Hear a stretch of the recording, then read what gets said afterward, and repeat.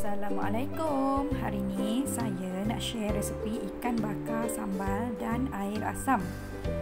Nama dia pun ikan bakar sambal. Jadi mula-mula kita prepare sambal dia.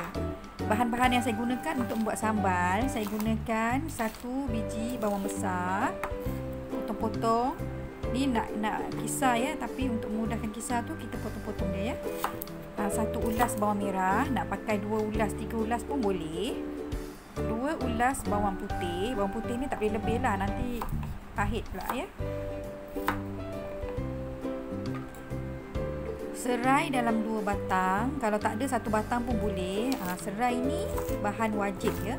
Sebab kalau tak ada serai nanti tak wangi pula ikan bakar ni. Tapi kalau nak buat juga tapi serai tak ada, boleh juga gunakan daun limau purut.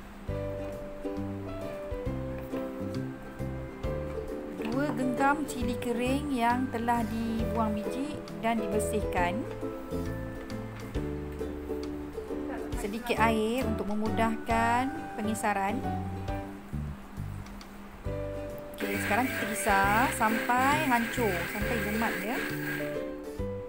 Kemudian kita goreng dia bersama dengan minyak sehingga garing. Ada juga orang yang buat sambal ni, dia taruh asam keping, belacan. Tapi saya tak ya, saya cuma masukkan garam dan gula. Sebab air asam kan dah masam kan. Dalam air asam juga dah ada belacan. Okey, nampaknya sambal kita dah kering, dah garing sikit. Sekarang kita masukkan garam. Saya masukkan garam dalam 1 sudu kecil dan 2 sudu besar brown sugar ya, garam perang. Kacau lagi, goreng lagi sehingga garing.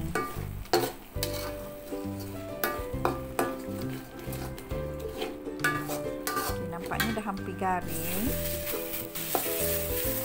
Lepas tu sekarang kita nak sediakan ikan. Saya gunakan aluminium foil dan daun pisang. Daun pisang ni kalau tak ada aluminium foil je pun boleh. Tapi kalau ada daun pisang lebih wangi ikan bakar tu ya. Campurkan sambal sedikit di atas daun pisang. Okey, letak ikan. Lepas tu pandai-pandailah adjust ya. Macam mana kedudukan ikan yang sesuai untuk dapat menutupi semua balutan ya. Lupa pula nak letak sambal pula ni. Okey, buka balik, letak sambal. Okey. Balut dengan daun pisang. Saya guna 2 keping aluminium foil yang dah dipotong. Lepas tu saya tak balut dia ya. Saya cuma kepitkan di hujung sahaja. Saya gulung di hujung je setiap sisi dia. Supaya senang bila nak makan nanti, tak payah kita buka gulungan tu, kita cuma potong aja. Okey, lipat sisi belah kiri. Okey, lepas tu sisi belah kanan, bawah dan atas. Ya, lipat. Tinggalkan sedikit ruang di dalam tu. Senang nanti nak makan.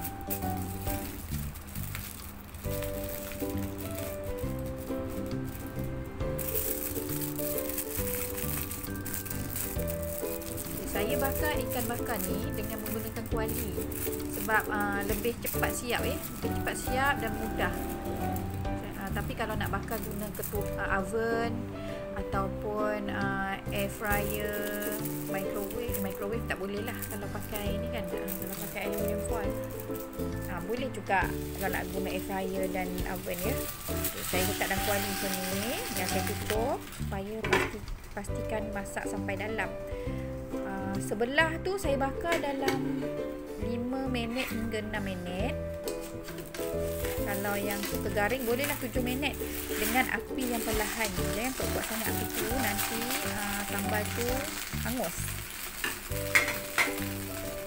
Lepas tu tutup semula dalam 5 minit. Api sederhana ya. Tapi terpulanglah ikan tu punya saiz. Kalau ikan tu tebal mungkin ambil masa yang lebih lama ya. Okay, semua sudah siap, kita boleh angkat.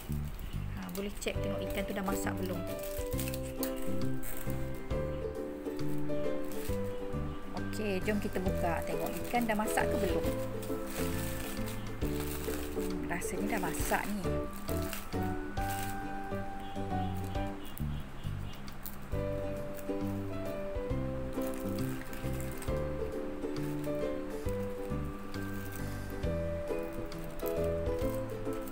cantik kejadiannya ya. Memang sudah masak. Okey, sekarang kita sediakan pula bahan-bahan untuk membuat air asam. Air asam ni bahan-bahan dia ada dua jenis ya. Satu dihiris dan satu lagi dikisar. Okey, mula kita buat bahan hirisan dulu. Saya hiris bawang merah dalam 3 hingga 4 ulas. Cili besar merah dalam 1 biji, 1 batang. Nak guna 2 batang pun boleh. Iris nipis-nipis macam ni.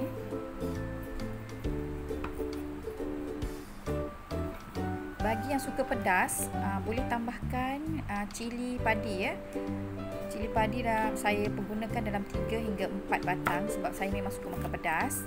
Kalau nak pakai sebatang pun boleh. Tak nak pakai pun boleh. Iris macam ni, iris nipis-nipis. Kemudian kita guna mangga. Mangga ni nampak macam dah masak kan, tapi sebenarnya dia masih masam ya. Mangga ni masam tapi dah lembut. Okey, macam masam-masam manis lah. Okey. Tapi kalau kita nak gunakan bahan lain, nak tambah lagi bahan lain pun boleh. Kita boleh gunakan tomato, nanas. Nak guna 3 buah ni pun boleh. Lagi sedap. Tapi kalau tak ada mangga, tomato je pun boleh. Potong mangga ni halus-halus macam ni. Okey. Satukan dalam mangkuk semua bahan irisan. Lepas tu kita ketepikan dulu dan kita sediakan bahan yang dikisar ya. Bahan kisar saya gunakan sedikit saja bawang besar. Nak guna bawang merah pun boleh. Kalau bawang merah dalam 1 hingga 2 ulas lah. Kemudian 2 biji cili merah yang masak ya. Cili hidup, cili besar. Okay, kita potong-potong masuk dalam potong-potong masuk dalam blender.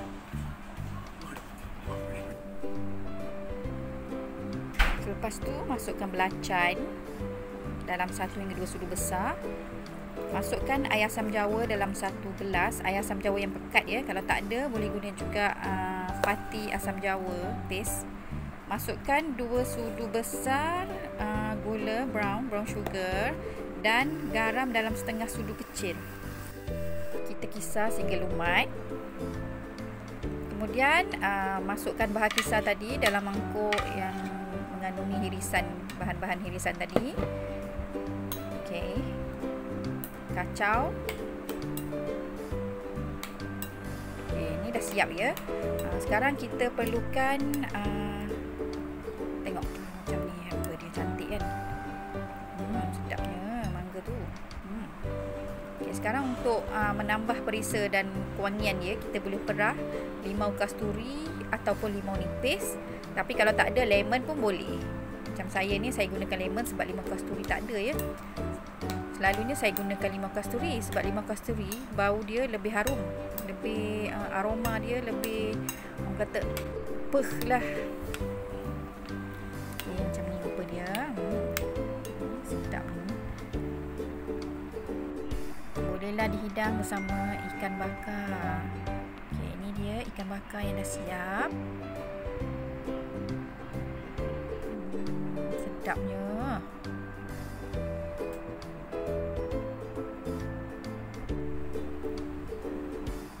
Jemput makan ni semua. Tengok isi dia, tekstur dia. Saya suka ikan bakar yang tak berapa kering ya. Macam ni, dia lemak dia masih ada lagi, dia lembut-lembut bergegar macam tu. Saya suka yang rasa ikan bakar yang macam ni. Selamat berjamu selera. Jangan lupa ya like, komen dan subscribe.